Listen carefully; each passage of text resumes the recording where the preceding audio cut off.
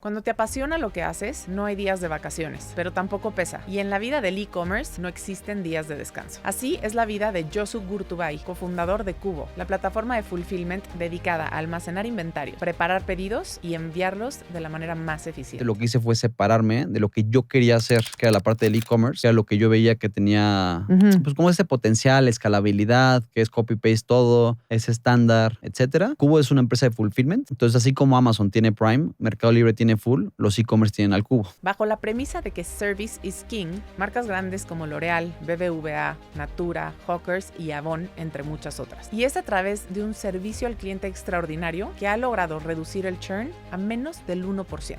Y todo esto se logra con una cultura de trabajo y un equipo que tengan tan puesta la camiseta como el propio fundador. Soy Mónica Díaz. Bienvenidos a otro emocionante vuelo de Takeoff. Si bien no hay un mapa para emprender, toma nota de las coordenadas que muestran estos fundadores, pues podrían revelar la ruta que tanto has estado buscando. Despegamos. Josu, tu formación académica fue como ingeniero mecatrónico.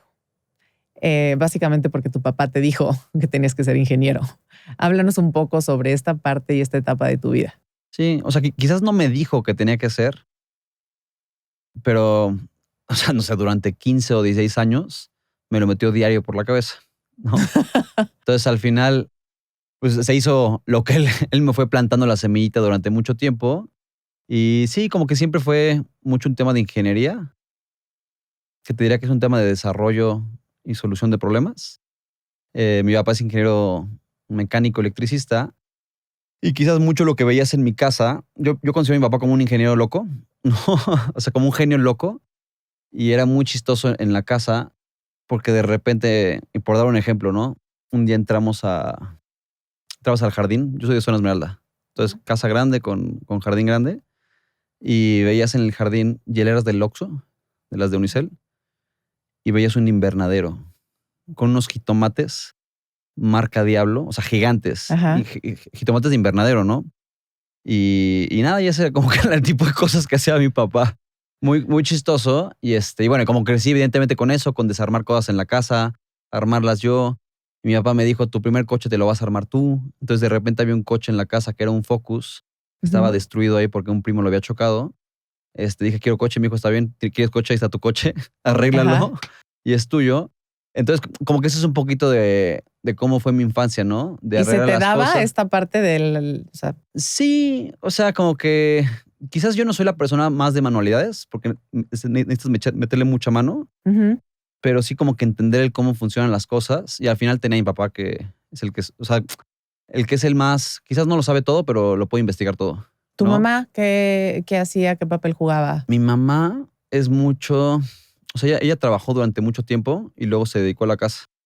Y luego en los valles, ¿no? Que ahorita platicaremos seguramente de eso, pero en la época de valles salía a conseguir ingreso. ¿no? Y a eso te refieres porque platicábamos antes de empezar esta conversación que en tu casa se vivieron muchas épocas de picos y valles, ¿no? Sí, en sí. la parte, hablando en temas económicos. ¿Cómo tú vivías eso? ¿Qué fue lo que tú, o sea, cómo digamos que lo hiciste, lo usaste a tu favor para tener esta ambición profesional? O sea, sobre todo o sea, mi papá es emprendedor toda la vida. Él nunca fue empleado. Nunca. Nunca, nunca, nunca. Hizo 10,000 proyectos, X, ¿no? Pero 10,000 proyectos. Y como buen emprendedor tuvo muchas épocas de picos y valles, ¿no? Entonces, evidentemente, o sea, yo como el hijo, pues lo sufrí o mucho o poco, no sé, ¿no? No creo que sea yo de cuna de oro. O sea, llegamos a pasar bastantes valles en la casa. O sea, clase media, nunca me faltó nada, ¿no? Y buena educación, etcétera. O sea, las cosas complicadas, como muchas otras personas seguramente, no soy único. Pero tiene que ver mucho por la parte de emprendedor, ¿no? Entonces, mi mamá en esos valles, ella ayudaba en la casa. Como pudiera. Y entonces, cuando crecí, si bien mi papá me decía que tenía que ser ingeniero, no, o me recomendaba que fuera ingeniero, mejor dicho, también mi papá me recomendaba mucho que tuviera un negocio propio, ¿no? Que eran como las dos cosas, las mayores dos recomendaciones. Y ahí con mi mamá quería todo lo contrario, ¿no? O me recomendaba todo lo contrario, mejor dicho. Que era que tuviera un empleo seguro, súper estable, donde todos los 15 y los 30 del mes recibiera mi quincena y sin esta volatilidad, ¿no? Que es muy loco, sobre todo cuando tienes una familia. Entonces, o sea, ya un poquito más de mi vida profesional. Al principio, honestamente, empecé trabajando, ¿no? De decisión propia, no. Yo creo que me fue llevando la vida, te diría. Como que fue muy natural, ¿no? Estudiar en el TEC, mecatrónica, de repente estar buscando trabajo. Con mis emprendimientos, ¿no? Que, o sea, yo vendí, o sea, en la prepa yo vendí quesos Oaxaca. ¿Que tú No. hacías? No. No, yo los compraba en 80 y los vendía en 100 pesos. Le ganaba 20 pesos por queso y yo tenía mis clientes frecuentes. Entonces yo todas las semanas iba y te dejaba tu queso y me cobraba mis 100 pesitos. No sé, vendí tortas en la escuela, vendí perfumes. O sea, siempre tuve que ver Sí, algo con lo ventas, traías. ¿no? Sí, no sé si era un tema de lo traía o era un tema de necesidad, ¿no? Porque salir los fines de semana era bastante caro y me lo tenía que yo autopagar. Entonces yo creo que venía más de necesidad de que lo trajera, ¿eh? Y luego entonces ya luego me empleo. ¿Dónde? Primero empecé trabajando en el Tren Maya, ¿no? Ok. Yo hice la parte, pues la parte ingenieril, ¿no? Sobre todo a mí me tocó, de hecho trabajaba aquí al ladito. Aquí había unas oficinas y las otras estaban aquí terminando Palmas. Y me acuerdo que cuando entré a ese trabajo, llegué y me dijeron, oye, ¿tú sabes usar Excel? Y yo siempre traigo el sí por delante. Dije, yo soy Dios en Excel, ¿no? O sea, yo inventé el Excel. Y ya, y para no hacerte el cuento muy largo, no sabía hacer nada de Excel y empecé a aprender mucho macros, pero todo lo que siempre quiero aprender lo aprendo, ¿eh? Y eso lo que empezó a hacer es que yo tuviera una capacidad muy fuerte a hacer Excel, ¿no? Que hoy en día yo creo que son otros skills que necesitas, pero en ese momento usar Excel yo creo que era un plus muy grande en tu vida y lograba procesar muchísimos archivos con un solo clic, etcétera, para hacer todos los análisis convenientes para el tren en este caso, ¿no? De que si era 2 vías, una vía con una parada en el centro, una vía con bloques. O sea, había un sinfín, ¿no?, de configuraciones para ver cuál era la mejor. Y luego de ahí me fui a Grupo Vasconia. Y en Grupo Vasconia tuve la fortuna de rotar por todas las áreas como trainee. Entonces estuvo bastante fregón porque conocí te digo, yo creo que 8 meses, un año, más o menos. Me metieron en 6 áreas diferentes. Ya no me acuerdo cuáles, ¿no? Pero marketing, ventas, logística, compras, producción. No me acuerdo cuáles eran. Y chistoso porque en todas las áreas que me metí, descubrí, bueno, en ese momento Vasconia no tenía nada automatizado. Y hay una anécdota muy chistosa de ahí. Porque yo donde me metía, en la área que me metía, siempre automatizaba algo, ¿no? Como que era mi sello. O sea, yo pasé por aquí y no sé, en la parte de compras dejaba el landing, donde antes se tardaba, no sé, 2 días en cotizar cuánto costaba una pieza puesta en planta, ¿no? O en el CEDIS. Y yo les hice un Excel súper fregón que le das un clic y en menos de un minuto te lo hacía, ¿no? Te importaba varios archivos y te decía el costo. Y así pasé por todas las áreas y en todas dejé algo. Y ahí tengo una anécdota que es bonita. Esto te hablo 2012, yo creo, ¿eh? Ok. ¿Edad tuya? ¿25? Pues tenía 22. Ah. Sí, o sea, mi mamá siempre me metió. Yo era siempre el más chavito de las generaciones.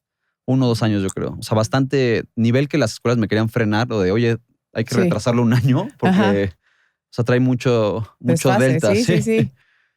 Pero bueno, entonces dejé eso y dos anécdotas ahí chistosas.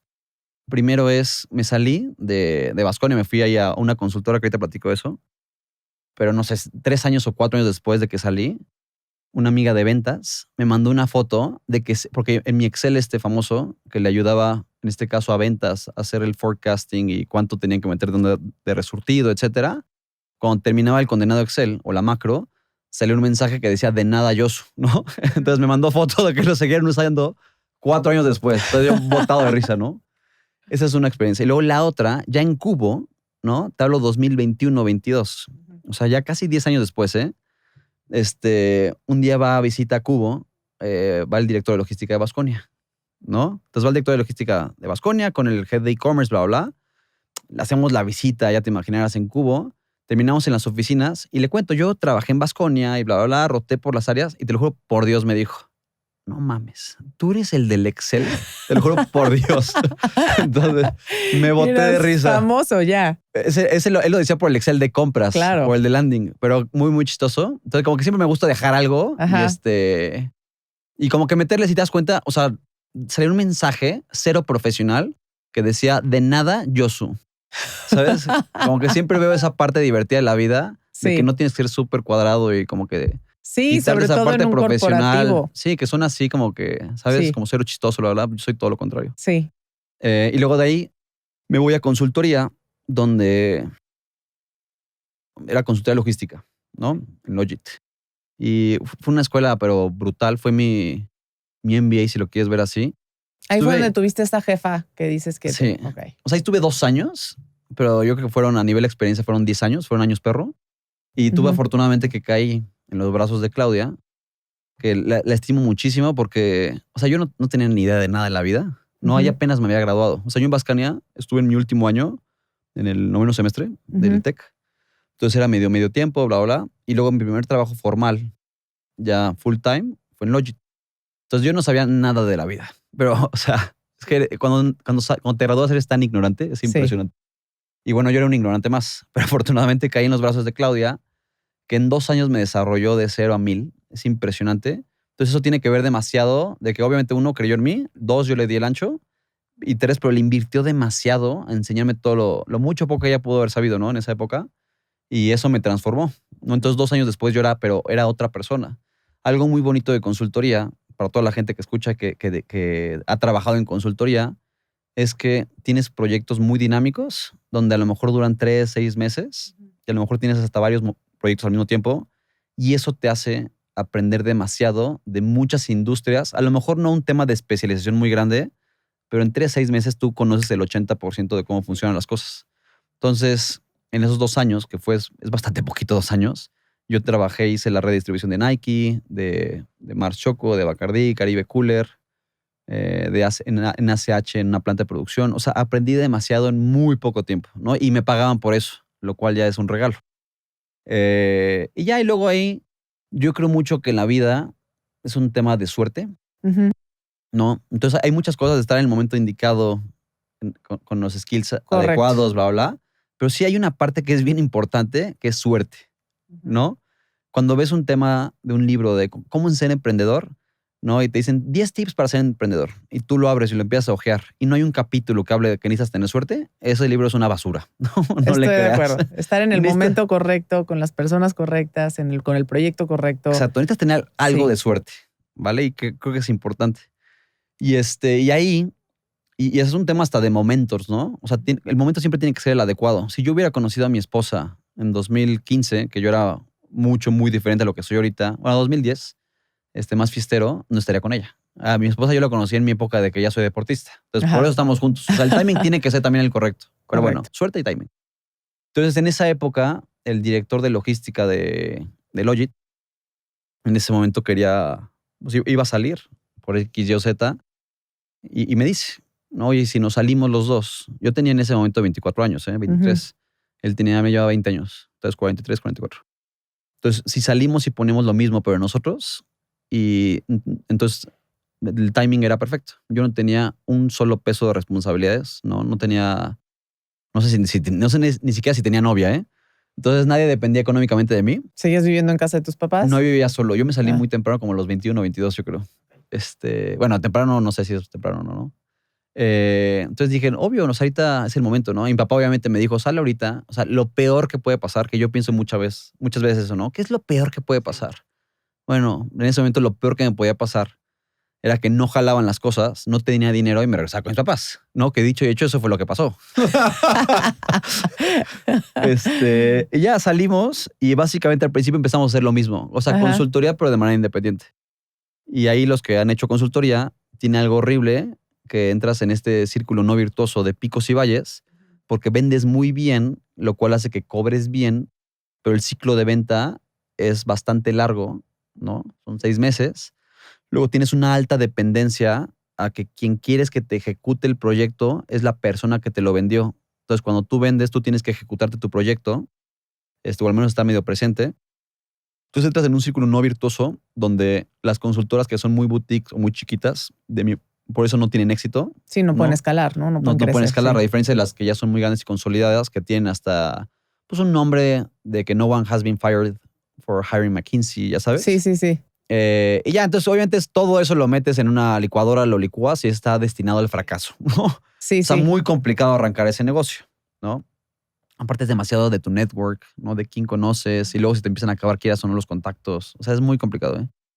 Entonces lo que terminó pasando es que te mentiré a los tiempos, pero el que era mi socio en ese momento, donde nos fuimos michas, se termina empleando, ¿no? Porque obviamente él tenía una dependencia en casa o una necesidad Claro. en casa muy diferente a la Sí, mía. estaban en dos situaciones muy O sea, distintas. con hijos, Sí. ¿no? Entonces, obviamente eso hace que él se tenga que emplear, ¿no? Porque puedes aguantar un par de tiempo sin Claro. ingresos, pero después de eso ya la casa llama, ¿no? O sea, estamos en condiciones diferentes. Y eso hace que yo me siga quedando en la empresa, batallando. O sea, de nuevo, no quiero hacer drama, pero, o sea, toqué mucho fondo, vendí mi coche, conocí lo que es el flujo de caja, ¿no? Porque yo creo que cuando eres empleado no tienes idea qué es el flujo de caja. Nada más es cuando pagas la tarjeta y cuando te trae la quincena. Sí. No hay mucho más que hablar. Entonces ahí como que empiezas a jinetear. Yo jineteé demasiado con mi tarjeta de crédito. Yo metía mi tarjeta imagínate un clip, ¿no? Que en ese momento era iSettle, que era de PayPal. Sacan una promoción, no, por promoción única, todas las compras a 12 meses, ¿no? Algo así. Entonces yo agarraba y yo metía mi tarjeta personal y sacaba mis próximos 3 meses de vida y los metía a 12 meses sin intereses. Era muy, muy chistoso. Pero bueno, ahí, ya sabes, apechugándome como para sacar la chamba. Y ahí lo que entendimos, o el aprendizaje mío, que yo creo que es bastante importante, es cuando ves el modelo de negocio, hay un componente que es la recurrencia, ¿no? Entonces, para hacer un ejemplo, una consultoría, tú todo el tiempo tienes que salir a buscar nuevos clientes, ¿no? O sea, tú abres todos los días, bueno, en periodos, ¿no? En lapsos, tú todos los días abres la cortina y sales a prospectar nuevos clientes que luego se van y a lo mejor no regresan, ¿no? Son medio wine timers todo. Y eso es muy complicado. Es lo mismo que un restaurante. Un restaurante es bastante complicado porque tienes todos los días que estar abriendo la cortina y estar saliendo Sí. a prospectar nuevos clientes. Que ya tienes ahí una base que a lo mejor siempre va, ¿no? Pero casi siempre son nuevos clientes, casi siempre. Entonces el tema de la recurrencia, creo yo que es de las cosas más importantes, ¿no? Y eso lo ves ya en Cubo y en la segunda etapa de esta primera empresa que te digo, donde nos dimos cuenta que lo que estaba faltando en el mercado, que igual lo platicamos en su momento, ¿no? Pero, o sea, yo estoy ahorita donde estoy, no tanto por un tema de que yo me lo imaginé y dije, no, obviamente en 10 años yo tengo que estar aquí, voy a hacer esto y supervisionario. O sea, no. Y creo que muchos de los emprendedores es así, como que vas escuchando el mercado y escuchar el mercado para mí es entender qué pain la gente está dispuesta a pagar. Eso para mí es escuchar el mercado. Entonces yo me di cuenta que había un pain que era que las empresas pymes no tenían el budget para tener ni un almacén profesional ni un director de logística. ¿Ok? Correcto. Entonces, la parte del director de logística era muy similar a lo que vendíamos nosotros, que era consultoría especializada en logística, no más que ya era a través de una iguala. Entonces yo ya tenía un ingreso recurrente o sea, un fee, ni nada me acuerdo cuánto cobrábamos, 10 mil pesos o 20 mil pesos al mes por empresa, pero recurrentes. Entonces ya viene la recurrencia. Claro. Y luego les empezabas a manejar la operación. Entonces tú ya empezabas a pellizcar margen de la operación, ¿vale? Entonces con eso empezó a nacer esta parte donde quitamos la consultoría a un spot y metimos consultoría que le llamamos como Shared CEO o algo así. Y te ofrecíamos o sea, te manejamos la operación, uno. Y dos, ¿Almacenaje? ajá, o sea, era un 5PL porque yo administraba 5 3PLs Ajá. y que un 3PL es lo que es ahorita Cubo, pero con eso ya tenía recurrencia, ¿no? Y luego ahí, y escuché tu podcast el otro día con el de Dentalia, ¿no? De los momentos, de cuándo es el mejor momento para emprender, etcétera, y que él quemó las naves, ¿no? Sí. A mí me gusta bastante el tema de quemar las naves, que para los que no saben es quemar las naves es lo que hizo Hernán Cortés cuando vino a México y se lo empezaron a guamear los aztecas en ese momento. Él se volteó y quemó las naves en la noche para que no hubiera point of return. No, o sea, Para que no se pudieran ir, conquistamos sí. esto, lo Sí. hacemos bien o nos morimos, ¿no? Ajá. No hay nada de Sí, ya no echarse me puedo para echar atrás. para atrás. Entonces yo, si bien yo estoy de acuerdo con eso, al menos mi experiencia de lo que yo hice fue como tener algo de estabilidad, ¿no? Para ir desarrollando lo que yo quería que fuera el futuro. Entonces, dicho esto, a mí lo que me dio en su momento estabilidad económica fue cerrar un proyecto con AT&T. Cuando compró ellos a Cell y Nextel, tenían que hacer un merge de las dos cadenas de suministro. Y ellos contrataron a Syntec, que es otra consultora, y Syntec me contrató a mí para hacerlo.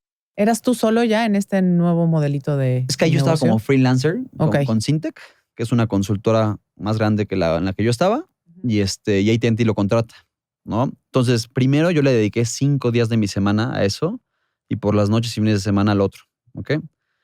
Con eso me ayudaron a salir de las deudas, pagar todo lo que tenía que pagar, como que volver a sacar un poquito la cabeza del agua, ¿no? Pero, a ver, era autoempleado, ¿eh? O sea, no, era un freelance como consultor. Pero yo seguía apostándole al otro. Entonces, en mi tiempo libre, cuando encontraba, empezaba a vender lo que te decía de ShareCO, ¿no? Entonces, poco a poco iba cerrando clientes. Entonces, de repente, ya de los 5 días, ya le podía dedicar únicamente 3 a AT&T y 2 a la otra parte, porque ya me podía dar un ingreso. O a lo mejor no me da nada de ingreso, pero ya le podía dedicar más tiempo porque ya no tenía el hoyo yo en el que me había acabado, ¿no? Y entonces, de repente, 3 días en AT&T, ¿no? Trabajando y los otros 2 en la otra parte. Luego lo volteé 2 días en AT&T, ¿no? Y 3 con la otra parte.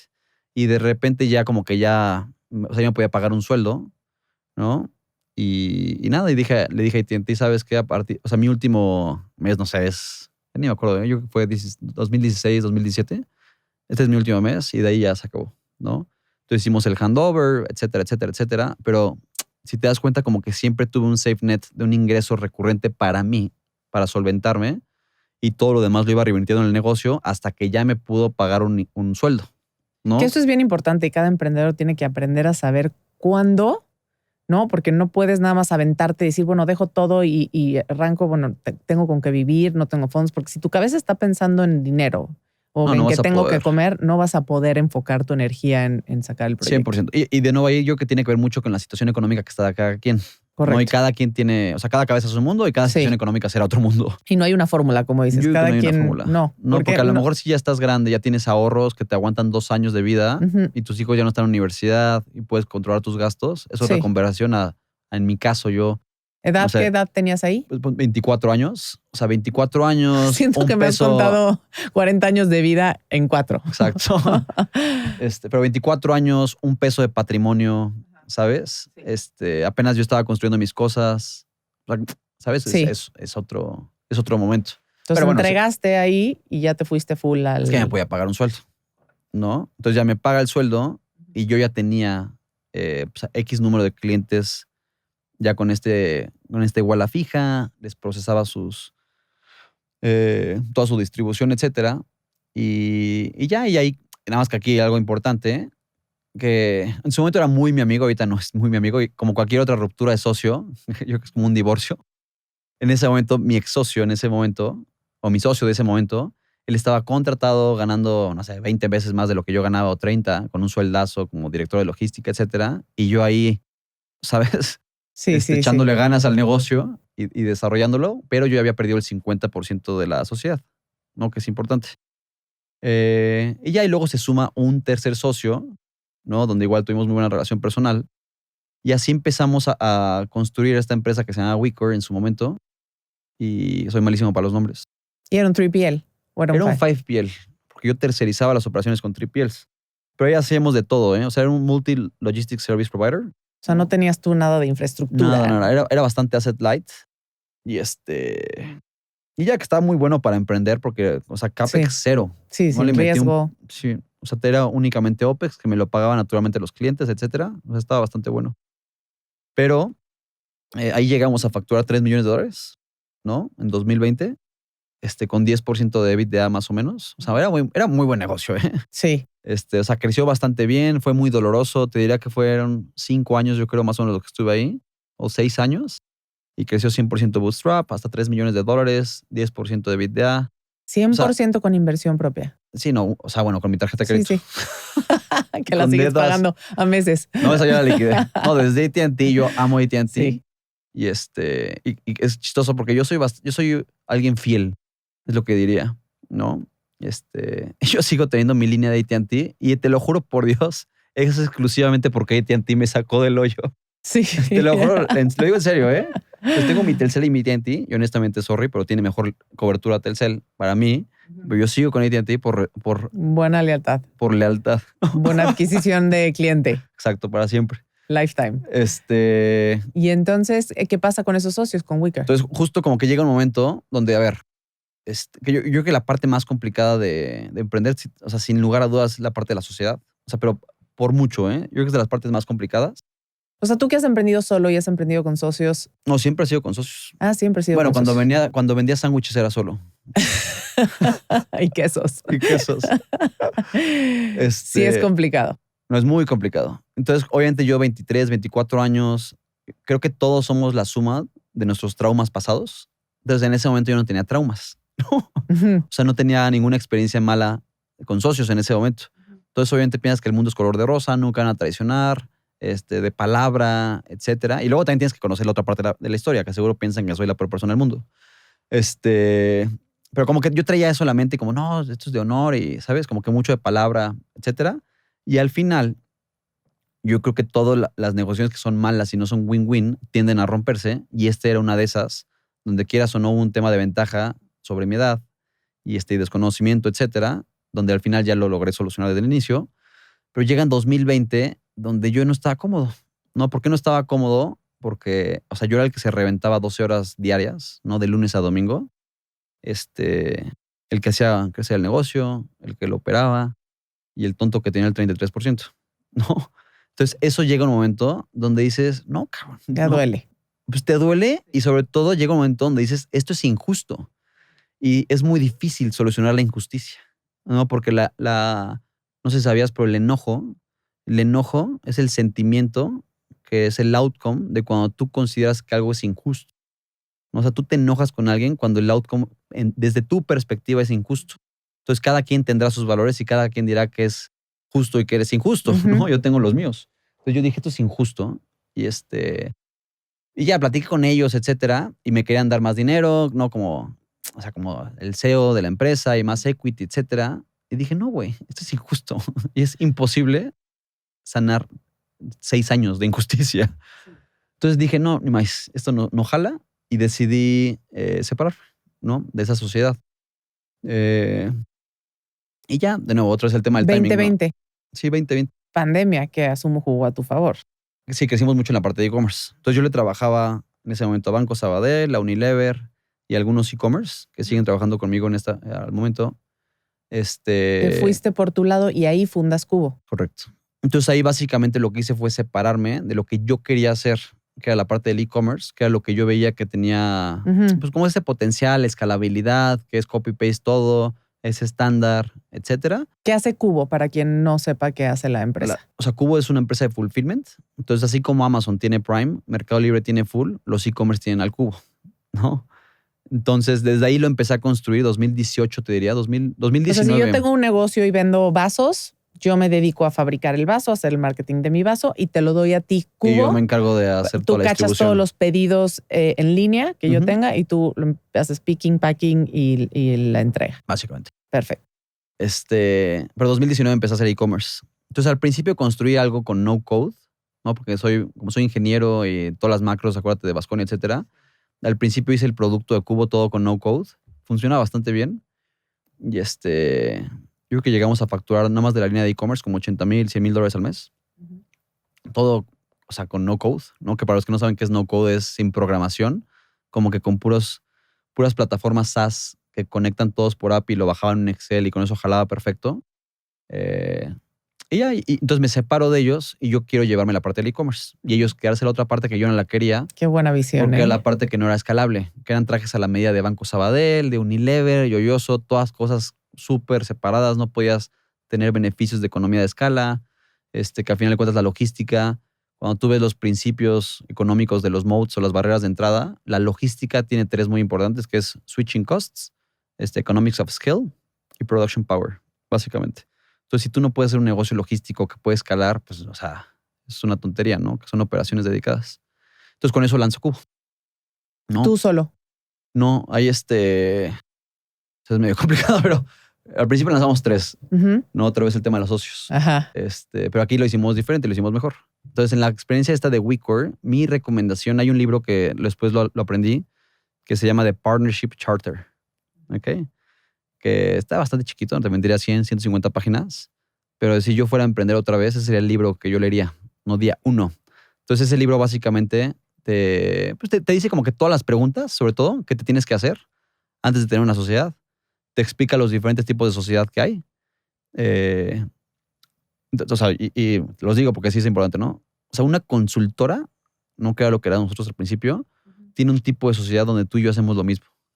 tú vendes y operas tus proyectos de consultoría, yo también. Entonces, esos negocios que son los bufetes de abogados, etcétera, es horrible desde un punto de vista de que yo siempre me comparo contigo, porque hacemos lo mismo, Sí, ¿no? sí. Entonces, como que Buen es punto. medio complicado. Entonces, los despachos de abogados que Skin nos han hecho mejor, los de consultoría grandes, etcétera, como que hacen socio, tienen una línea de SG&A, tienen un budget y cada uno son como que negocios diferentes. Esa es como que la forma de hacerlo de manera correcta. En mi caso era un destinado al fracaso, ¿no? Porque yo traía más dinero de lo que ellos traían y estábamos repartiendo las mismas dividendos. Luego el segundo es cuando nos complementamos, que es el mejor, ¿no? El más complementario, el que más me gusta, etcétera. Que es tú vendes, yo opero. No existimos el uno sin el otro. Ajá. Entonces es súper Y no complementario. nos pisamos. No nos pisamos y es donde obviamente ves mis debilidades son tus fortalezas y viceversa, ¿no? Increíble. Y el tercero es cuando hay un capitalista y un operador. Entonces, si tú y yo abrimos un restaurante y tú pones el dinero, al principio quien se está comiendo todo el riesgo eres tú. Entonces, tú tienes derecho a tener más equity de lo que no existe, ¿no? Ujú. Pero cuando el restaurante tiene éxito y ya empieza a generar caja y ya te pagó inclusive tu deuda, ¿no? Ahora quien tiene o quien debería de tener mayor equity o más stakes in the game soy yo, porque yo estoy operando el restaurante. ¿Estamos de acuerdo? Si yo me voy y se cae esto, porque soy el operativo. Entonces, como que son ese tipo de cosas que no te preguntas cuando tienes 24 años, pero bueno, léanlo. Entonces, empiezo en 2021, otra vez un tema de timing. Me presentan con quien era mi ex socio en 2020, finales de 2020, y él también iba saliendo de su otra empresa. Entonces, buen timing, nos juntamos. Yo me jalo todo lo que hoy en día es Cubo, que era la parte de e-commerce de WeCore. Y lanzamos Cubo en enero. O sea, la constituimos, pero el primer pedido lo lanzamos en abril de 2021. ¿Ok? Sí. Y ya ahí era como un play, o es un play mucho más diferente, porque es un play de Venture Capital, ¿no? Entonces, igual como que yo quería como que palomear esa experiencia en mi vida de vivir que es una empresa de Venture Capital que es muy diferente a una de Bootstrap. Y ya, entonces lanzamos Cubo y ¿Y ese socio cómo te organizas? O sea, ¿tú cuál era tu función o cuál era el del hablando de estos? ¿Eran esos roles complementarios? es que en ese momento, éramos 3 socios, ¿no? Uno que es con quien me asocié en ese momento, Ignacy y yo, ¿vale? Entonces al principio era muy complementario porque él hacía fundraising, ¿no? Ignacy hacía el producto y yo operaba. Entonces complementario a más no poder. Y ya, pero llega un momento donde Cubo se convierte en una empresa, pues grande o no, pero muy Ujú, operativa, muy con operativa. gente, con muchos clientes, cajas andando, problemas. O sea, ya te imaginas, es un negocio operativo es operational intensive. Y el rol del CEO, pues tiene que ser asociado a una empresa que es operacional. Entonces, al final lo que pasó es que esta primera persona ya no hace fit con Cubo y nada, y tenemos o sea, nada del otro mundo. O sea, eso es muy normal que de repente el CEO o algún founder no se logra adaptar a la empresa Correcto. y tiene que salir. Sí. Entonces esa persona salió a nivel ejecutivo y dentro de Cubo y ya y nos quedamos Ignacy y yo pues, siguiendo en la operación, que Ignacy y yo somos las personas más complementarias del mundo, que es muy importante, ¿no? Que es el escenario 2 que les decía de sociedades buenas. Y creo que lo mejor de un socio, o lo más complicado de conseguir, porque la pregunta es cómo consigues o cómo validas que eso vas a lograr tenerlo, es que tienes que estar con alguien que logres tener discusiones muy complicadas, pasar problemas muy complicados y que sigas teniendo esa relación, ¿sabes? Y que logres atravesar eso. Entonces, cuando tú conoces a alguien, o sea, ¿cómo evalúas eso? ¿Sabes? O sea, podrás platicar de muchas cosas, pero tú no sabes con quién estás Sí, hasta que que no no hay explotan un las pleito. cosas. Ajá. Entonces, o sea, Ignacy y yo, for granted, conquistamos el mundo, ya por la relación que tenemos ya después de 5 años y que hemos tocado fondo, no hemos estado en el lodo, masticando los peores problemas y seguimos juntos, ¿no? 5 años lleva ya Cubo. ¿Y qué consideras que hiciste diferente como una empresa de fulfillment que realmente los despegó de la competencia? Es que esa pregunta es tricky, ¿no? Pero Cuando hablábamos me dijiste algo que no se me olvida, que es service is king, ¿no? El servicio es rey. ¿Crees que tenga que ver con un tema de un seguramente servicio? tiene que ver mucho tema de servicio porque eso, yo todo lo veo contra los moats económicos, ¿no? Que hay 7, los de Cubo son los 3 que te dije, ¿no? Economics of scale, production power y switching costs. Entonces, el servicio bueno lo que hace es que el switching cost te lo hace más fuerte porque la gente no se quiere salir de Cubo, ¿no? Nosotros tenemos muy poco churn y es por eso, ¿no? Porque el servicio, o sea, el costo asociado a dejar Cubo es muy alto, entonces mejor se queda la gente. Entonces, cuando me dices cuáles son los diferenciadores, yo te diría que son estos tres. O sea, nosotros somos los que tienen los mejores costos del mercado. Entonces, esto hace o que vendamos igual que el mercado y que tengamos mayor margen, o que vendamos barato y le ganemos a la competencia. Luego, la segunda, tiempos de entrega y todo eso. O sea, sí, pero luego sí. O sea, seguramente será un poquito mejor. O sea, sí hemos hecho los análisis y sí es mejor, pero sobre todo, más que un tema de tiempo de entrega, yo lo que veo mucho es que la tendencia en el mercado, a nivel tiempos de entrega, no es un tema de que la gente necesita urgentemente ahorita sus calcetines, ¿sabes? O sea, no me urgen mis calcetines. Yo nada más quiero que me lo entregues cuando dices que lo vas a entregar a un buen costo y se acabó, ¿no? Que haga sentido con lo que tú, consumidor, quieres pagar, con lo que yo, e-commerce, tengo presupuestado en el P&L y con lo que le voy a pagar a Cubo. ¿No? Lo malo es cuando el cliente quiere un servicio más rápido, que la marca no lo quiere pagar y que le pagas un servicio mediocre a la empresa o más lento, es donde se desalinea. Pero yo creo que no es un tema de velocidad, sino es un tema de expectativa. Tienes que cumplir las expectativas, que es un tema de servicio, ¿no? Entonces nosotros tenemos alineado eso con varios tipos de servicio que tienen que ver contra lo que busca el consumidor, contra el P&L y contra lo que le pagas a Cubo. Que eso podría ser un diferenciador. Pero digo, yo creo que es un tema de servicio, que eso lo que hace es que los switching costs sean muy buenos y quieras o no, yo lo veo así. Ahorita nadie puede entrar al mercado a competir en fulfillment, ¿no? Porque ya los jugadores ya están hechos, ¿no? Y por el tema de las economías de escala, ahorita entrar y competir contra Cubo con el volumen que tengo es bastante complicado, ¿no? Porque se empiezan a hacer un tema de poder donde se consolidan en pocos jugadores por un tema de las economías de escala que tienes. Entonces, en México, un diferenciador que tenemos es que somos, no sé si el más grande, ¿eh? Yo creo que casi seguro somos de los más grandes. En México y están en Brasil también. Y estamos en Brasil, de las estupideces más grandes que hemos hecho, pero ya cada vez estoy más contento. Es que es un mercado muy diferente, ¿no? Dicen que todo el mundo intenta entrar a Brasil, sí, pero... O sea, es que seguramente todos los que estén con el Venture Capital, o sea, como que tienes que vender esta idea de que me expando, etcétera. Y nada, nosotros en 2022 abrimos Colombia y Brasil. O sea, 21 empezamos, febrero de 2022 abrimos Colombia y marzo de 2022 abrimos Brasil. Entonces, en menos de 12 meses de gestación del primer pedido de Cubo, ¿no? Ya tenemos 3 países. Entonces, la empresa en ese momento era inmadura. No tienes una idea de lo inmadura que era. O sea, no sabíamos nada, ¿no? No teníamos un equipo de management. O sea, era demasiado founder-driven, donde nosotros hacíamos todo, ¿no? Que es normal. O sea, es early stage de la empresa. Entonces, todo dependía de nosotros.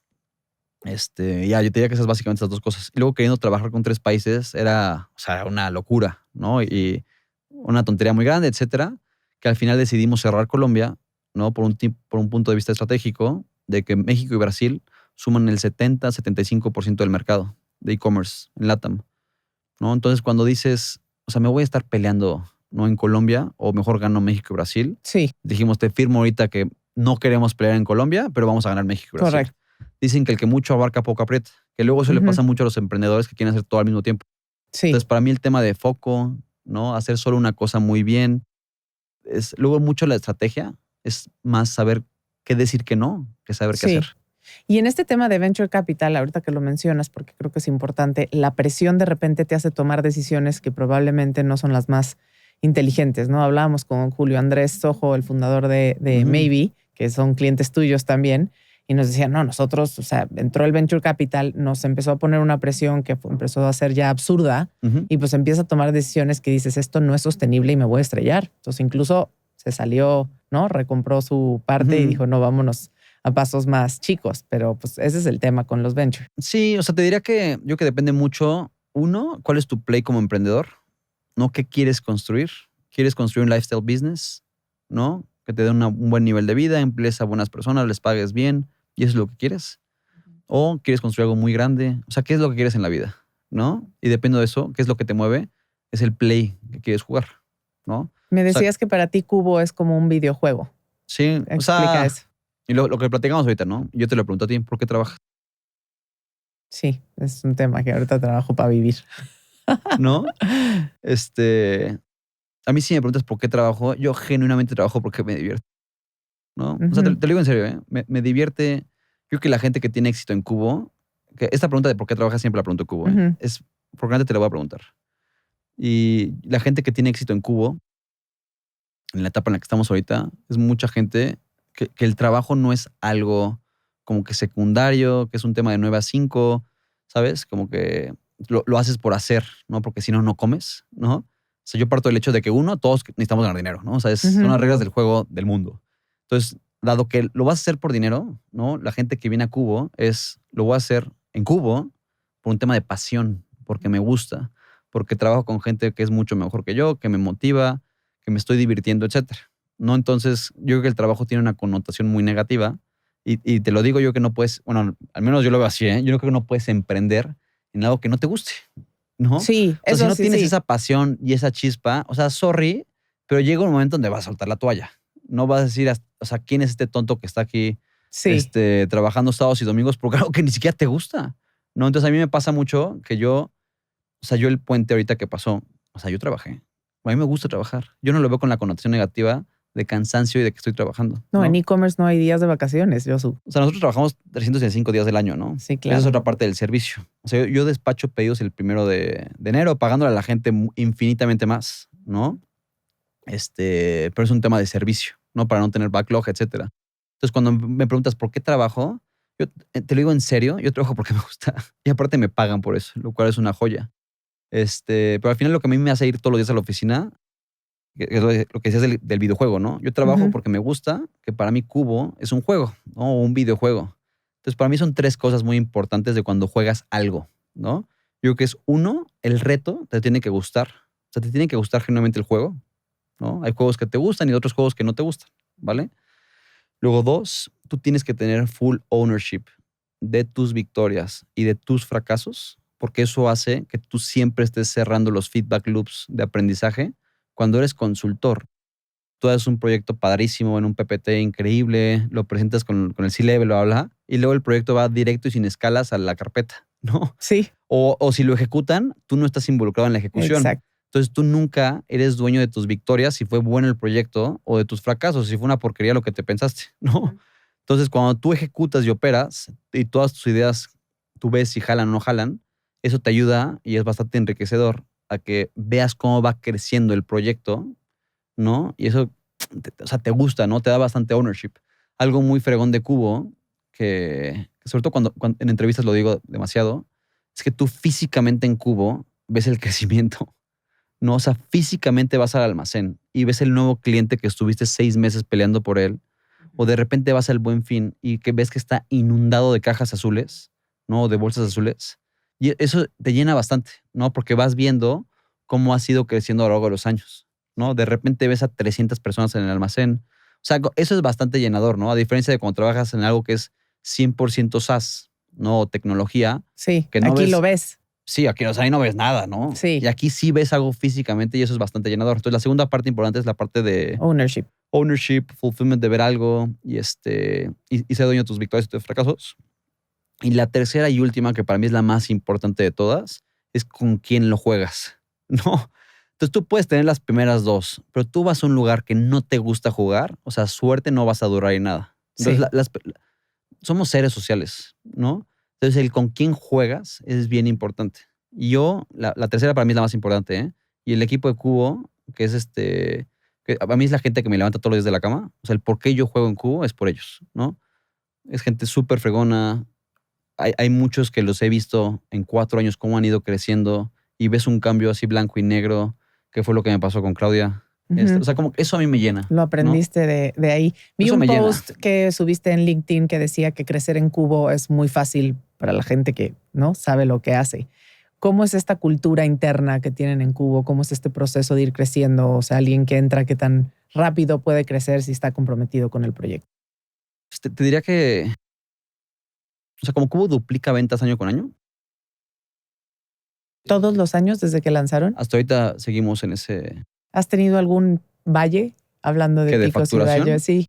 No, de Oh, sí. facturación no, de problemas los que quieras, pero de Ujú. facturación todos los años hemos hecho ese 2X. Ahorita estamos en 30, 36 millones de dólares.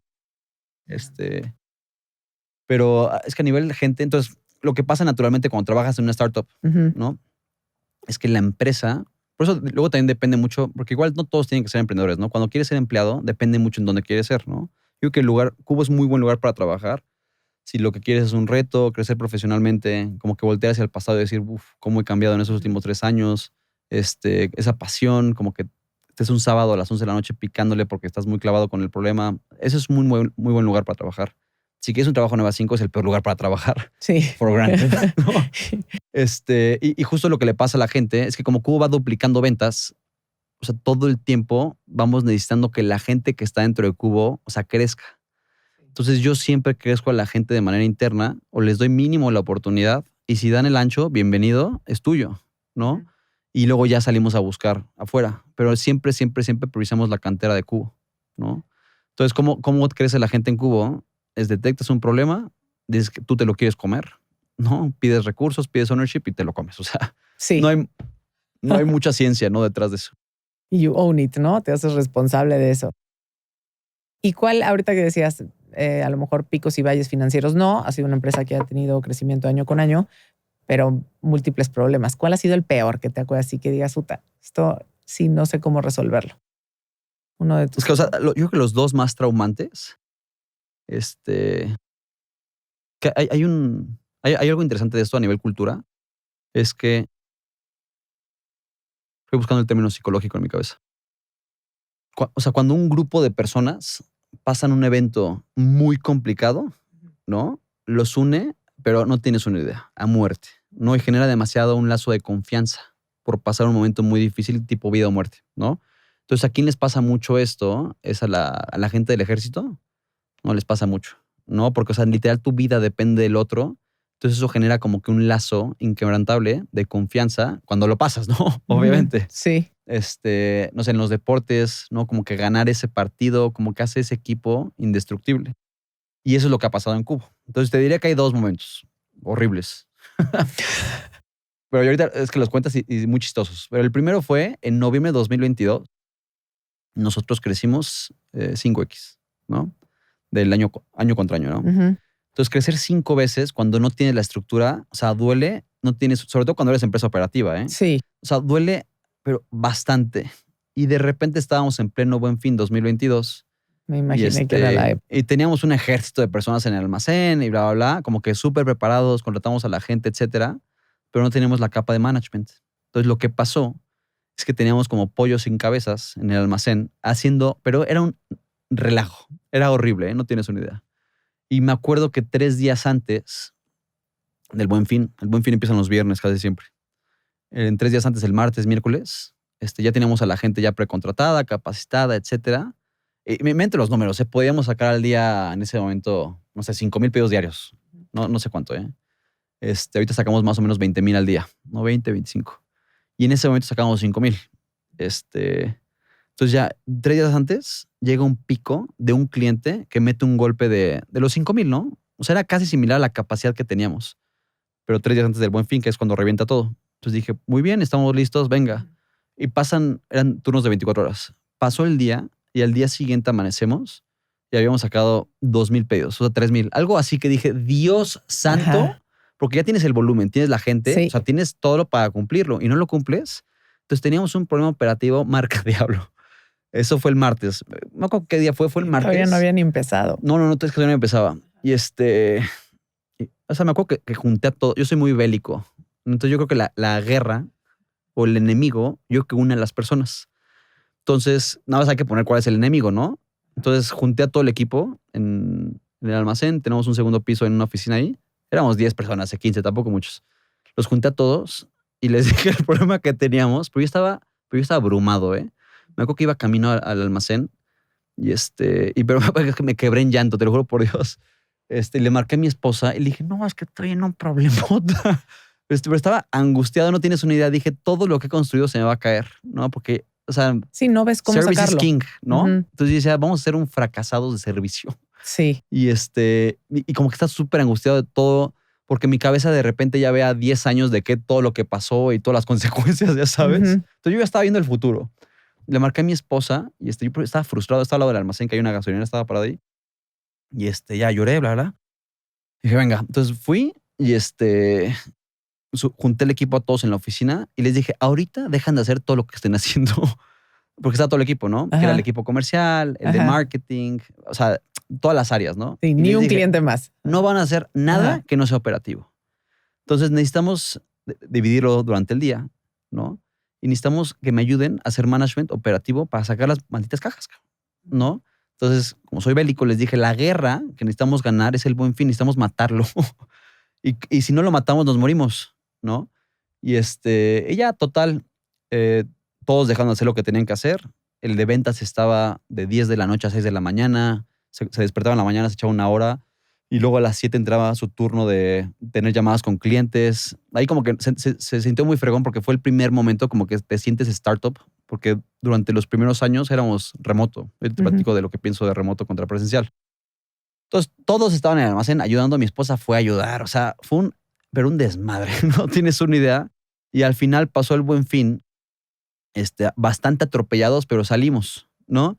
Y eso lo que sacó es que las personas que siguen en el Cubo de ese Buen Fin, que fueron esas 10, 15 personas que los puse en la oficina y les dije a la guerra y a matar a todos, siguen en Cubo. Y todas esas personas, o sea, somos como que la generación del 2022 y somos, pero muy unidos. O sea, lo que yo le diga a alguien de ahí, yo sé que lo va a cumplir y confío plenamente en ellos, ¿no? Pero fue horrible, ¿no? Momento 1. Y Sí. luego el momento 2, que acaba de pasar. Abrimos una operación muy grande en Brasil y era un desastre a nivel operativo, que al final de cuentas, si yo opero mal, yo tengo malos unit economics y pierdo dinero, ¿no? Entonces, era un almacén con 300, bueno, es un almacén, ¿no? Con 300 pickers, etcétera, y no estábamos dando los costos, ¿no? X. Entonces llegó un momento donde esta operación empezó a chupar muchísimo dinero de Cubo, porque era Sí. burn, era pérdida. Claro. O sea, yo nunca había cerrado un cliente que me fuera pérdida. Bueno, pues este era el primero, ¿no? Y un cliente enorme que empezó a quitar bastante la caja. Y ya, o sea, llevamos peleando esa guerra, nada más que ese sí no fue de una semana, como el del Buen Fin. Qué chistoso, porque el Buen Fin durante mucho tiempo yo lo traía presente. Yo sentía que era el día que había pasado ayer. Sí. Entonces, te lo digo hasta el 2025, febrero, que pasó esto que te estoy contando. Entonces, otra vez fue juntar al equipo y en Cubo somos muy transparentes, ¿no? O sea, la cultura en Cubo, o sea, cuando salió mi socio que te conté, o sea, fuimos y les dijimos las cosas como adultos, transparente. O sea, en Cubo como que es demasiada transparencia que cuando eres... O sea, yo que la gente en México no está muy acostumbrado a eso. Todos dicen, wow, estos locos, cómo dicen todo, cómo va. Súper transparente. Y yo creo que eso genera mucha confianza. Evitas el chisme, el radio pasillo, ¿sabes? Sí, de acuerdo. Porque dices, esto es lo que pasó, estos son los hechos. Todo lo demás que escuchen es chisme, cabrón. Sí. Esa es la versión oficial. Entonces... Y pregúntenme a mí. Sí, o sea, como que es eso, ¿no? Entonces platicamos un poquito de dónde estábamos parados. Y fue otra vez a la guerra, vamos a matar esta cosa. Y ya, yo otra vez como que, ¿sabes? Riesgo de que un día abrí la laptop y proyecté y dije, en marzo me muero, cabrón. Sí. O sea, no tiene, o sea, es un tema de sumas y restas la caja, ¿eh? Ajá. No hay mucha ciencia para proyectar tu caja, no hay más que correr la línea en el Excel. ¿Y qué hiciste? Entonces sumé las líneas, vi que quebrábamos, entonces golpeé la mesa y dije, aquí tenemos un problema, marca Diablo, junté al equipo, a los managers, que ya afortunadamente Cubo tenemos una capa ya de un equipo muy fuerte. Les dije, así está el problema, si no hacemos esto va a pasar esto. Entonces es un tema de full ownership y o sea, matar, ¿no? O sea, necesitamos ir y conseguir esto. O sea, como que súper claro que es todo lo que tenemos que hacer que pasa. Entonces lo que pasa después de eso es que la gente, o sea, se lo toma, en Cubo se lo toman, pero infinitamente personal. O sea, se lo toman súper personal, me escriben en privado, dicen, güey, cuentas conmigo que yo me muero en la línea contigo si pasa algo. ¿Sabes? Como que ese tipo de gente está en Cubo. Sí. Son unos locos y en el buen sentido. Y ya, y afortunadamente ya logramos controlar el mega problema que teníamos. Y fue mi valle de este año, que para mí yo ya la tengo ya mucho más fuerte que ese Buen Fin del 2022, que fue horrible. Que creo que como emprendedor siempre decimos, mientras asumas que te dedicas a resolver problemas, ya todos los días llegas con el extintor de a ver qué fuego tengo que apagar hoy, ¿no? O sea, porque si no, se vuelve muy difícil gestionar el día a día porque todo el tiempo son imprevistos y esa parte de liderazgo no es fácil. Claro. Yo creo que depende de la madurez de la empresa. Yo sí estoy de acuerdo contigo que al principio siempre son imprevistos, pero la regla en Cubo es que no puede pasar el mismo problema 2 veces, ¿no? O sea, Sí. errores, problemas, siempre va a haber, no pasa nada. Ajá. Tu responsabilidad es que no pasen 2 veces, ¿no? Cuando pasó esto de que te dije del almacén que íbamos a ir a la quiebra, estaba platicando con un amigo que trabaja en un corporativo muy grande, ¿no? Entonces le conté y venía mucho de 1, se cotizó mal, 2, el costo de la gente estaba mal planteado. O sea, 3 cosas que las multiplicas y era, o sea, era algo ridículo. Y le conté a mi amigo, yo estaba súper frustrado, sin poder dormir. O sea, yo tengo mucho insomnio, me echo 3 pastillas de melatonina al mes y en ese momento me echaba 6 a la semana. ¿Sabes? Como que era horrible, te juro, mi valle. Entonces le conté a mi amigo y me dice, ok, ¿y ya lo corriste? Y le dije, ¿cómo? Me dice, ¿sí ya corriste a las personas que la cagaron? Le dije, no, cabrón. Sí, no en funciona Cubo no es así. Ajá. En Cubo no pasa. O sea, tú tienes errores, no pasa nada, ¿no? O sea, nada más la regla es 1, no lo ocultes, ¿no? Dilo upfront, la regué, pasó esto, ya corregí o no sé qué hacer. No pasa nada, ¿no? Entonces, justo cuando tuvimos la sesión esta de managers, uno de los 2 que tuvo el problema que te acabo de decir, o sea, que necesitas también bastante humildad, para darte y decir, sorry, fue mi responsabilidad, les pido disculpa a todos, voy a hacer que no vuelva a pasar. O sea, ¿sabes? Como ese tema de no te preocupes, lo aceptas y Cubo te respalda. También para promover una cultura donde la gente se arriesgue, ¿no? Porque si no... Claro, pues, sí. No, es que lo que pasa en los corporativos es que el corporativo tiene miedo a tomar, o sea, la gente de corporativo tiene miedo a tomar riesgos porque si toma una decisión incorrecta, lo corren, ¿no? Y con eso obviamente lo que frena es la innovación. Entonces en Cubo no pasa nada. Yo lo que le digo a la gente es, Cubo te paga por tomar decisiones. Mi única recomendación es 2 frameworks. El primero, toma decisiones reversibles, ¿no? Que puedas cambiar de estado. O sea, si no te gusta, te regresas y no pasó nada. Y la segunda es no pongas en riesgo financiero a Cubo, ¿no? O sea, si tienes que tomar una decisión, ejemplo, de abrir un nuevo almacén de 100,000 metros cuadrados que puede matar a Cubo en 6 meses, o sea, esa decisión se tiene que tomar, pero la tenemos que tomar lento, ¿ok? Todas las demás, y estas decisiones que no son reversibles y que pueden matar a la empresa, son bien poquitas. No más hay que identificarlas. Las identificas, pero que tú te enfoques en las decisiones que son rápidas, que tomas la decisión con el 80% de la información, y sale bien, no pasa nada. Y si es un fracaso, o sea, hemos hecho 10,000 errores en Cubo, ¿no? Pero nada más, como que siempre hay que estar así, ¿no? Que luego otra cosa que hace la gente muy mal, sobre todo a nivel management, es que tú como manager o promueves, ¿no? O penalizas o castigas por el outcome, ¿ok? Sí. Y está mal. Tú tienes que promover o dar feedback negativo, no penalizar, con base en la decisión. ¿Ubicas? Sí, no en el outcome. O sea, si tú tomas la decisión correcta, con la información y el contexto que tú tenías en ese momento, y el resultado fue malo, o sea, brother, tú tomaste la decisión correcta, Yo hubiera hecho lo mismo. Sí. Y eso es lo que en Cubo es, platícame tu decisión. Dices, güey, yo hubiera hecho lo mismo, salió mal, ni te preocupes, cabrón. Sí. ¿No? A mí me ha pasado inclusive que toman decisiones que toman un outcome correcto, pero la decisión fue mala. Y les digo, nada más que sepas, el outcome fue bueno, pero fue suerte, cabrón. Sí. Tu decisión estuvo mal. No tuviste que haberlo tomado. Salió bien, pero la decisión estuvo mal. Fíjate que tienes un híbrido difícil de encontrar en un founder, que eres el visionario, pero también eres un gran líder. Y esos muchas veces no vienen juntos con pegados, ¿no? A veces los fundadores tienen una gran idea de negocio, pero no son buenos líderes. Y creo que tú aprendiste eso desde muy joven, porque seguramente sigues teniendo 24 años. Tengo 33. O sea, y manejas equipos de gente seguramente mucho mayor que tú. Sí, algunos. Y de alguna manera, ¿no? Tener ese tema de ser buen líder bajo presión y tener la visión de la empresa es algo difícil. Yo te diría que quien tiene más la visión es mi socio, Ignacy. Él es más visionario que yo. Y si lo ves como que a nivel visión, estrategia estrategia, táctica y operativo, hacemos muy buen complemento ahí, porque también Ignacy vive más en la visión o en la estrategia que yo, ¿no? Y yo más en la táctica que él. Ok. ¿No? Entonces nos complementamos muy bien ahí. Ese es como un espejo, a final de cuentas. ¿Qué cualidad tienes que crees que más te ha jugado a favor en emprender, pues? ¿Y cuál es tu peor defecto? El defecto, o sea, cualidad yo te puedo garantizar. O sea, si tú le preguntas a mis amigos personales de toda la vida, como cuál sería mi mayor strength, es que soy le puedes decir terco o perseverante. Ajá. Como lo quieras decir. Yo me meto una idea en la cabeza y no me la voy a quitar, Ajá. ¿no? Esa yo creo que es la más fuerte. O sea, sí, soy alguien muy disciplinado, muy constante y porque luego la motivación es muy efímera, ¿no? O sea, yo hago mucho ejercicio. Y hay días que te levantas y dices, no tengo ganas. O sea, Sí. hoy no. Esa es la motivación. Pero la disciplina y la constancia es lo que te levanta la cama y aunque no quieras, te lo comes, Ujú. ¿no? Sí. Y ese es ser emprendedor. Hay infinidad de días que vas a estar en el valle. Tienes que ir, dar la cara bonita con el equipo y motivarlos, aunque tú atrás estás a 2 de llorar. Cuando me pasó eso de lo de este problema que te conté, Ujú. cuando saqué el Excel y vi la proyección y estábamos Sí, a no. quebrar, estaba con una de mi equipo de finanzas. Estuve a 2 de ponerme o sea, pero en Sí. lágrimas, porque aparte yo soy súper sentimental, ¿no? Pues estuve a 2, me lo tragué y voy y doy la cara y les digo, claro que podemos. Obvio lo podemos hacer, aunque yo atrás digo, Dios, ¿en qué problema estamos? Sí, claro. Pero bueno, es un tema de perseverancia. Ujú. O sea, sí soy demasiado perseverante.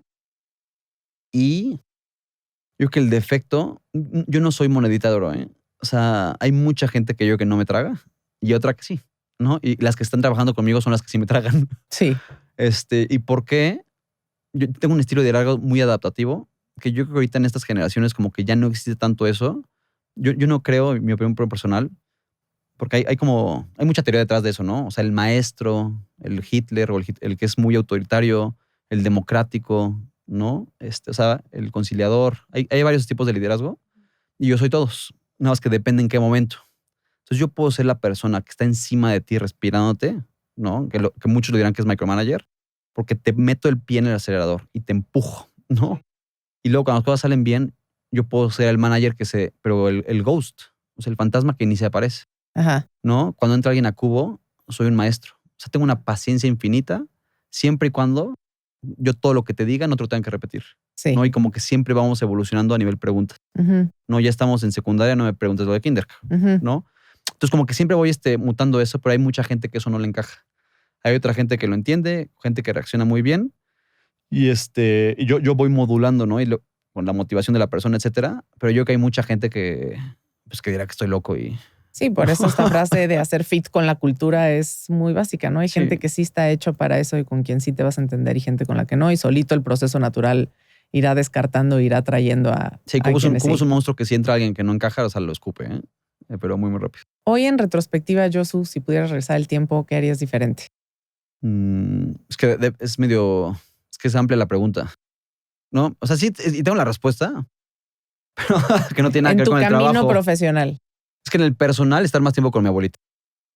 Esa sería. Mira, me gustó la respuesta. Eh, ¿Crees yo- que te ha faltado tiempo personal? mm, es lo que decíamos de que es un tema de prioridades. O sea, Cubo es mi prioridad, la respuesta. Entonces, yo soy muy bueno sabiendo qué decir que no, ¿no?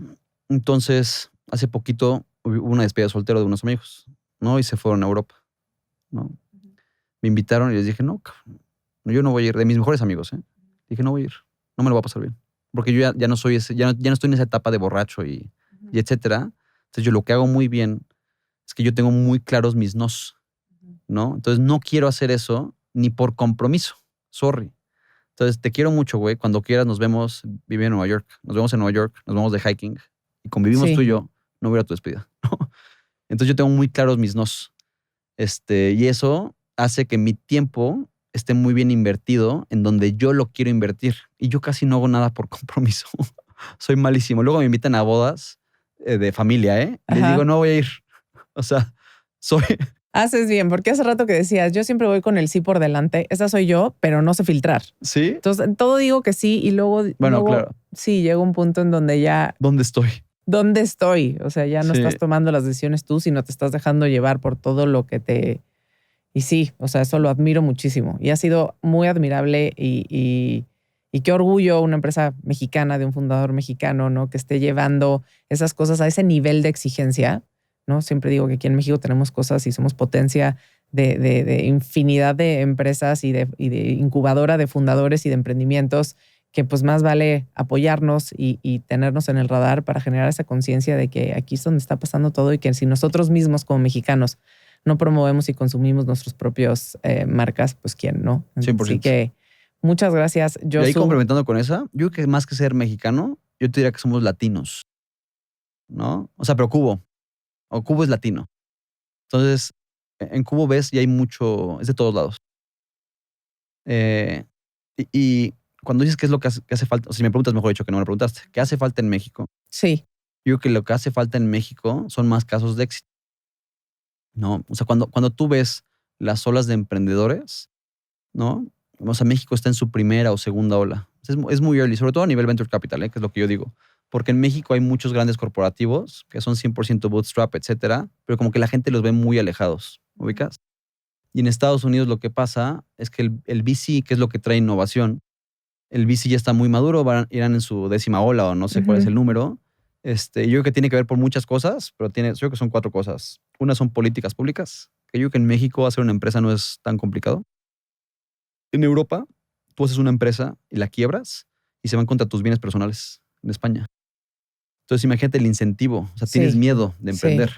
No, en México no es tan fácil como en Estados Unidos. En Estados Unidos tú cierras una empresa y tú un día puedes llegar a la oficina y decir, señores, ya no tengo dinero y pues cada quien en su casa, ¿no? O sea, en México es un poquito más complicado, pero no estamos en este caso de Europa, que siempre y cuando no hagas un tema de fraude, o sea, está dividido la parte personal con la parte de la persona moral. Entonces la primera. Luego la segunda es dinero, ¿no? Liquidez. Sí.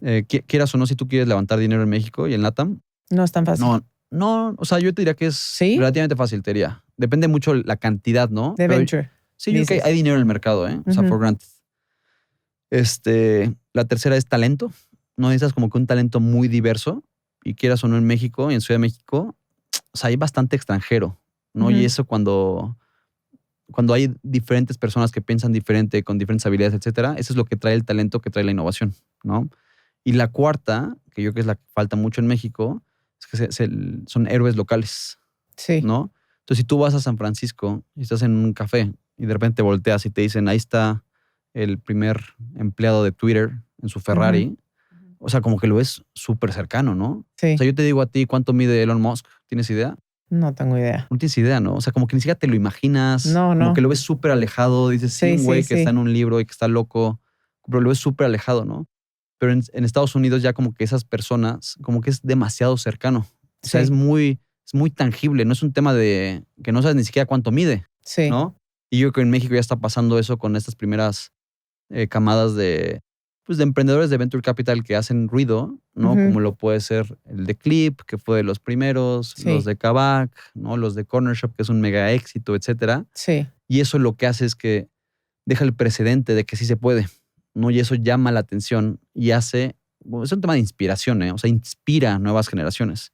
Y si me preguntas como qué es lo que yo quiero en Cubo a largo plazo, aparte de divertirme, etcétera, o sea, genuinamente yo lo que más quiero de Cubo, que es una cosa, para mí, como yo sé que Cubo tuvo éxito, tendremos que regresar el dinero a los inversionistas, etcétera, y que sea exitosa a nivel económico, porque si no, no cierras el círculo y eso tiene que ser, ¿no? Eso está for granted. Pero sobre todo a nivel empleados, ¿no? Y la gente que pasa por Cubo, yo nomás quiero una cosa. Yo quiero que, me da igual cuánto tiempo estuviste en Cubo, ¿eh? Hay gente que me va a correr, ¿eh? Hay gente que durará 1 año, 2 años, y hay otros que yo les digo, güey, tú me vas a correr, cuando me corras, sé medio suave conmigo, ¿no? Pero independientemente de cuánto tiempo pases por Cubo, yo quiero que voltees a ver a Cubo, ¿no? Hacia el pasado, obviamente, y que lo recuerdes con anhelo. ¿Ubicas? Sí. ¿No? Que lo recuerdes como una etapa muy bonita de tu vida, que aprendiste muchísimo, que Josu te empujó y sacó lo mejor de ti. De nada, Josu. Exacto. Sabes que te transformaste como persona, hiciste muy buenas amistades. Que lo recuerdes con anhelo, no como Dios, el bache en mi camino, esta empresa que la quiero quitar en mi LinkedIn, ¿no? Sino como que lo recuerdes con orgullo, con anhelo y con cariño, ¿no? Eso es lo que yo más quiero. Si yo logro eso, o sea, for granted, voy a estar muy contento en 10 años. Pues ya estás ahí, ya está logrado. Muchas felicidades por lo que has hecho. Muchas gracias por este tiempo. Justo lo dijiste ahorita, esto se trata de inspiración. Creo que es lo que estás haciendo para las nuevas generaciones y todos estos emprendedores. No me refiero a jóvenes, sino somos muchos los que ya estamos 30, 40, 50 intentando reinventarnos, y creo que eres un gran ejemplo de que en cualquier momento todo se puede si lo haces por las razones correctas. 100%. Hay que tener la razón correcta. ¿Qué te mueve? Gracias, Josu. No a ti.